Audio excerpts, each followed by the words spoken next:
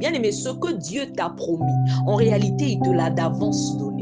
La Bible dit qu'un homme ne peut recevoir que ce que le ciel lui a accordé. Comment tu vas recevoir encore ce que le ciel t'a accordé? C'est une façon de te dire que ce que tu reçois physiquement, c'est ce que Dieu t'a d'avance donné spirituellement. C'est là où tu vas remarquer que tu n'as pas encore d'enfant, mais tu fais des songes où tu rêves que tu as un enfant. Pourquoi Dieu te montre que tu as un enfant? Il est en train de te montrer que, en réalité, tu auras des enfants parce que c'est ce que lui t'a d'avance donné.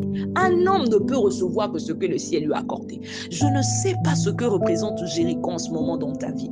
Quelque chose que Dieu t'a promis, quelque chose que Dieu t'a d'avance donné, mais dont jusque-là tu n'as pas le contrôle, dont jusque-là tu n'es pas encore entré en possession de la chose. Tu rêves de la chose, mais tu n'es pas encore entré en possession de la chose. Bien aimé, je t'annonce aujourd'hui que cette chose-là, que Dieu t'a d'avance donné, dont tu n'es pas encore rentré en possession en ce moment, représente la ville de Jéricho qui était fermée et barricadée devant les enfants d'Israël.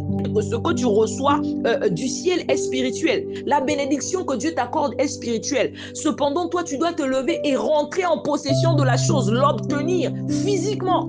La Bible dit, béni soit Dieu le Père de notre Seigneur Jésus-Christ, qui nous a bénis de toutes les bénédictions spirituelles dans les lieux célestes en Jésus-Christ. La Bible dit au verset 2 que l'Éternel dit à Josué, vois, je livre entre tes mains.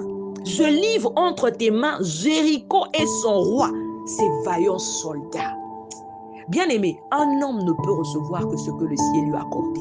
Dieu leur avait d'avance livré la ville de Jéricho. Donc, il leur avait d'avance donné cette ville alors qu'ils n'étaient pas encore rentrés en possession de la chose. Dieu peut t'accorder quelque chose, mais toi, tu dois te lever et rentrer en possession de la chose. Tant que tu n'es pas encore rentré en possession de la chose, tu ne peux pas te reposer parce que Dieu t'a livré la chose, Dieu te l'a donné. Ce que Dieu t'a d'avance donné, personne ne peut t'empêcher de rentrer en possession de la chose. Bien-aimé, j'aime énormément cette parole. Et la Bible nous dit que l'Éternel dit à Josué, vois, je livre entre tes mains Jéricho et son roi, ses vaillants soldats.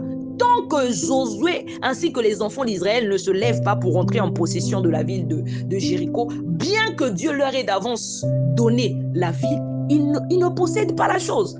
Certes, Dieu leur a donné la ville, mais tant qu'ils ne rentrent pas en possession de la ville, ils ne peuvent pas posséder la ville. Spirituellement, Dieu a livré le roi, Dieu a tout livré, Dieu leur a donné la chose. Mais ils doivent se lever et rentrer en possession de la chose. C'est là où tu comprendras l'importance d'un programme de prière.